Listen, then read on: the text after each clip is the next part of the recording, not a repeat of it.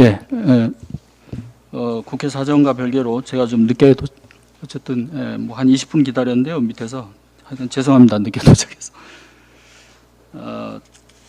발제자 의견은 제가 뭐 서면으로 이미 어제 좀 봤고요. 예, 많이 공감되는 내용이고, 이재명 대통령 관련 사건 정말 뭐 무지막지하죠. 그래서 12개 혐의로 지금 12개 혐의 7개 사건, 8개 사건, 7개 사건인가, 그리고 5개 재판이 지금 진행 중인데요.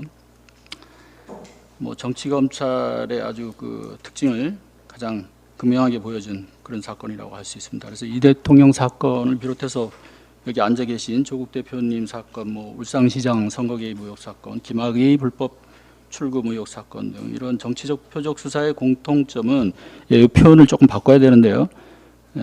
강력한 검찰 권력의 작동이다. 그러니까 이재명 대통령 사건은 이제 정권과 검찰의 유탁 또는 결탁, 이 표현이 맞는데, 제가 이제 뒷부분을 뺐는데 조금 수정을 하겠습니다. 강력한 검찰 권력의 작동이다. 검찰은 오랜 기간 권력자의 뜻에 부합하는 이른바 그 하명 수사, 뭐 기획 수사, 이명박 박근혜 정부에서 우리가 아주 많이 접했죠. 그래서 그런 수사를 벌이면서 조직에 안 잃게 하고, 또 자기들의 위상, 위력을 과시하고 국민 위에 군림을 해왔습니다.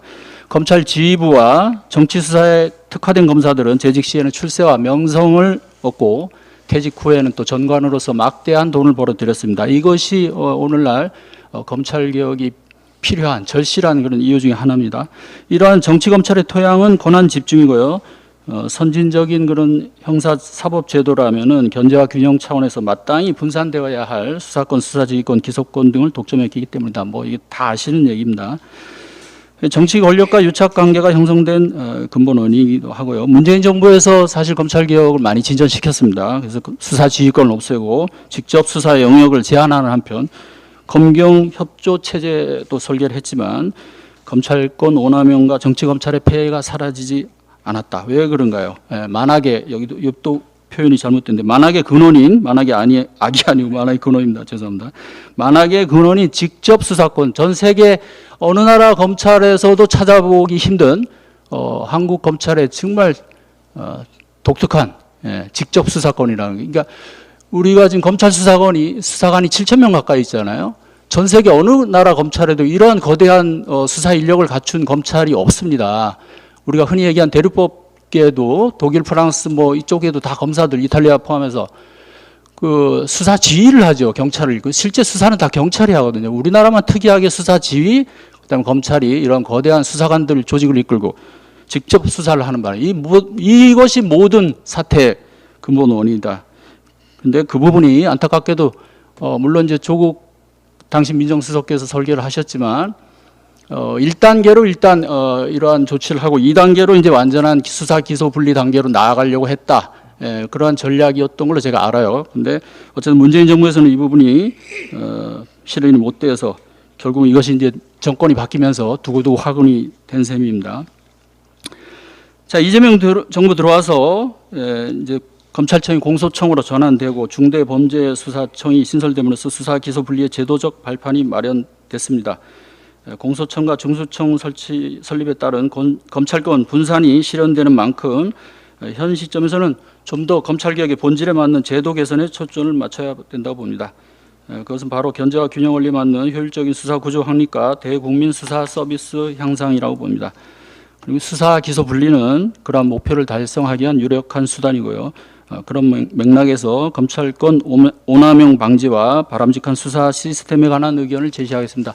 발제자의 주제와 뭐 약간 거리가 있을 수도 있는데, 뭐 근본적인 어떤 그 맥락은 다 통한다고 봅니다. 그래서 뭐 이 기회에 제가 이제 평소 생각하던 것 두 가지를 말씀드리겠는데요.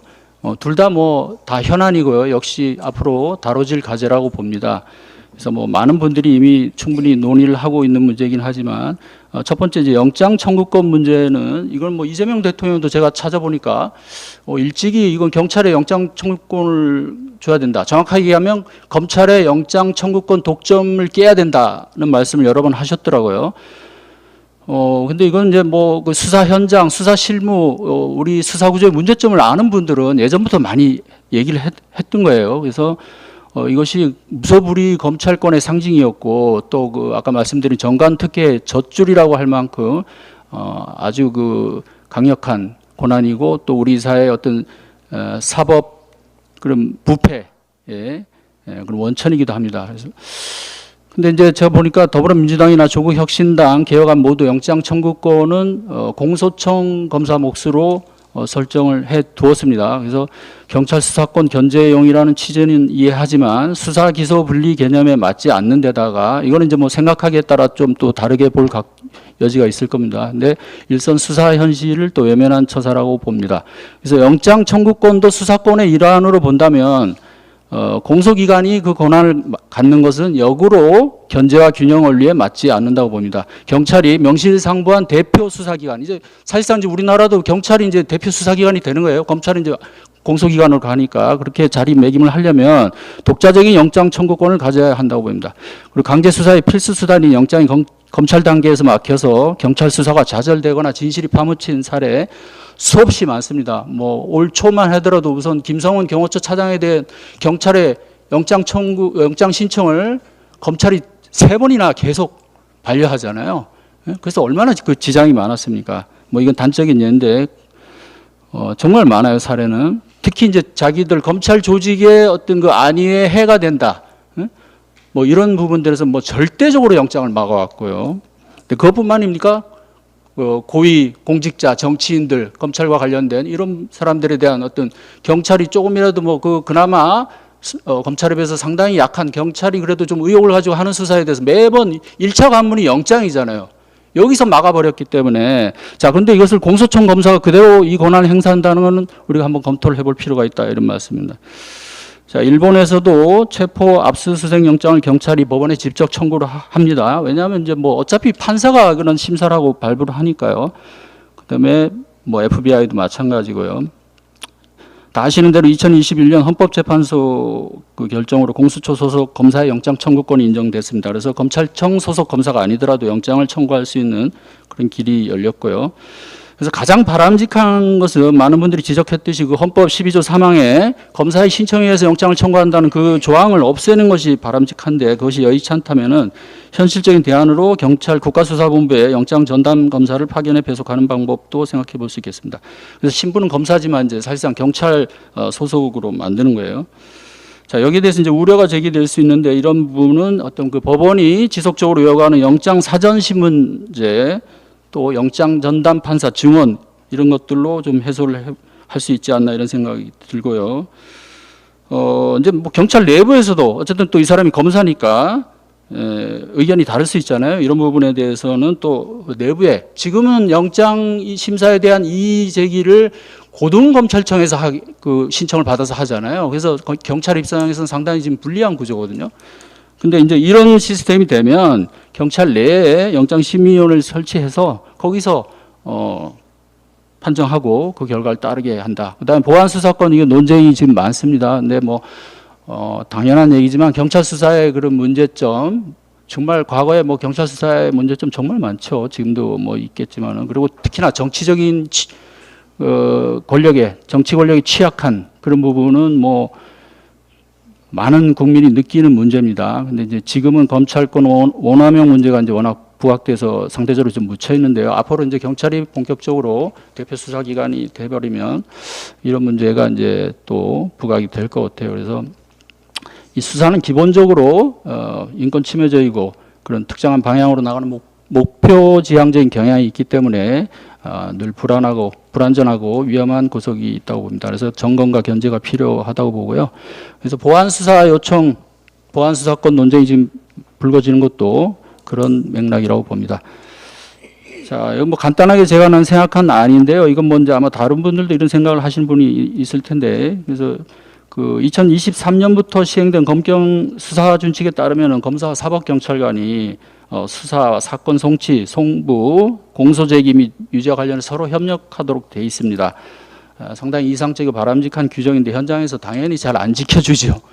그러니까 지금도 뭐 보안 수사권을 줘야 되냐, 보안 수사 요청권으로 해야 되냐 이런 논쟁이 불거지고 있는데 뭐 이건 이제 기관 이기주의, 편의주의 뭐 이런 것들이 있고요. 그래서 생각해 볼 수 있는 게 검사를 파견을 하자, 공수처 검사를. 그래서 가칭, 국수본, 뭐 법률지원 검사단 이래가지고 거기에 뭐 이렇게 여러 명을 파견을 해서, 왜냐하면 이제 뭐 수사 파트가 워낙 많으니까. 그래서 수사 초기부터 송치 단계까지 관여하면서 수사 내용을 점검하고 보완하도록 조언한다. 그리고 수사 기소 분리 차원에서 파견 기간 내에는 공소청 소속에서 벗어나서 경찰에 아예 배속을 시키는 그런 방법을 생각해 볼 수 있겠어요. 근데 이제 문제는 자칫 이것이 수사 지휘로 비치거나 또 그렇게 변질될 우려가 있죠. 그리고 검사에 대한 경찰의 그 근원적인 거부감, 위화감이 걸림돌입니다. 그래서 따라서 파견 검사의 업무는 법률적인 조언에 국한하고, 그러니까 이게 절대 이 사람이 수사 검사로 가 있는 게 아니잖아요.